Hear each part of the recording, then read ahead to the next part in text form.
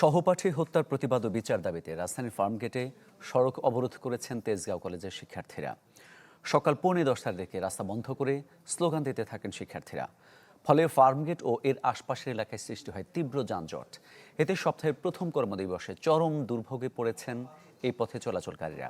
গেল 6 ডিসেম্বর রাতে তেজগাঁও কলেজ ছাত্রাবাসে দুটি গ্রুপের সংঘর্ষে গুরুতর আহত হন দ্বিতীয় বর্ষের শিক্ষার্থী সাকিবুল হাসান রানা। পরে 10 ডিসেম্বর চিকিৎসাধীন অবস্থায় তার মৃত্যু হয়। এরপর থেকে হত্যার বিচারের দাবি জানাচ্ছিলেন সাকিবুলের সহপাঠীরা।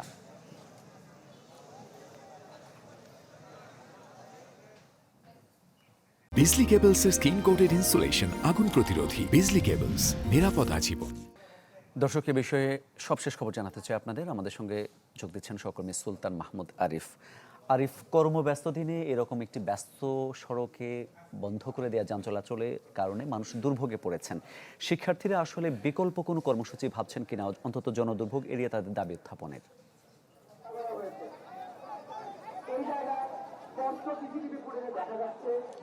শিক্ষার্থীরা সাকিব যে হত্যায় নিহত হয়েছে, অর্থাৎ সাকিব নিহত হওয়ার পরে আজকে 24 দিন পার হলো, এখন পর্যন্ত তারা তার সুষ্ঠু বিচার এবং পুলিশের পক্ষ থেকে কোনো অগ্রগতি সম্পর্কে তারা জানতে পারেনি। তার জন্যই মূলত আজকে 24 দিন পরে এসেও তারা আন্দোলন করছেন এবং এর আগেও বহুবার তারা আন্দোলন করেছেন সাকিব হত্যার বিচারের দাবিতে। এবং আজকে তারা বলছেন যেহেতু প্রায় 24 দিন হয়ে গেল, এখন পর্যন্ত তারা কোনো ধরনের সুষ্ঠু বিচার এবং প্রশাসনের পক্ষ থেকে কোনো অগ্রগতি দেখছেন না, যার জন্যই মূলত আজকে তারা সড়কে নেমেছেন এবং 9টার পরপরই তারা যে ফার্মগেট মেন সড়ক এটি বন্ধ করে দিয়ে তারা আন্দোলন করছেন। এবং যার প্রেক্ষিতে ফার্মগেট থেকে যতগুলো যাতায়াতের সড়ক রয়েছে সবগুলো সড়কে যান চলাচল বন্ধ রয়েছে এবং এই পথে যাতায়াতকারী যারা রয়েছেন তারা বাধ্য হয়ে পায়ে হেঁটেই তারা তাদের গন্তব্যস্থানে যাচ্ছেন। এবং শিক্ষার্থীরা বলছেন যে যতক্ষণ পর্যন্ত না পুলিশের পক্ষ থেকে স্পষ্ট করে এই মামলার অগ্রগতি সম্পর্কে না জানানো হবে, ততক্ষণ বা ততদিন পর্যন্ত তারা তাদের আন্দোলনটি চালিয়ে যাবেন। বিশেষ করে তারা আইন উপদেষ্টা এবং স্বরাষ্ট্র উপদেষ্টার হস্তক্ষেপ কামনা করছেন। তারা অভিযোগ করছেন যে সাকিব 6 ডিসেম্বর তিনি আহত হয়েছেন এবং 10 ডিসেম্বর তিনি মারা গেছেন।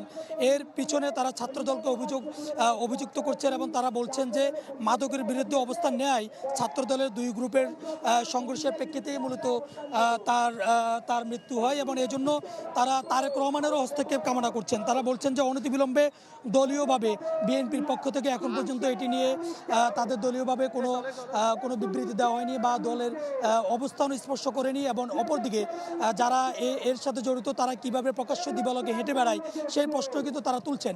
সব মিলিয়ে তারা বলছেন যে যতক্ষণ বা যতদিন পর্যন্ত না কাউকে গ্রেপ্তার কিংবা এ বিষয়ে প্রশাসনের পক্ষ থেকে স্পষ্ট বার্তা না আসবে ততদিন পর্যন্ত তারা তাদের আন্দোলনটি চালিয়ে যাবেন। এখন পর্যন্ত সড়ক অবরোধ করে তেজগাঁও কলেজের শিক্ষার্থীরা আন্দোলন করছেন।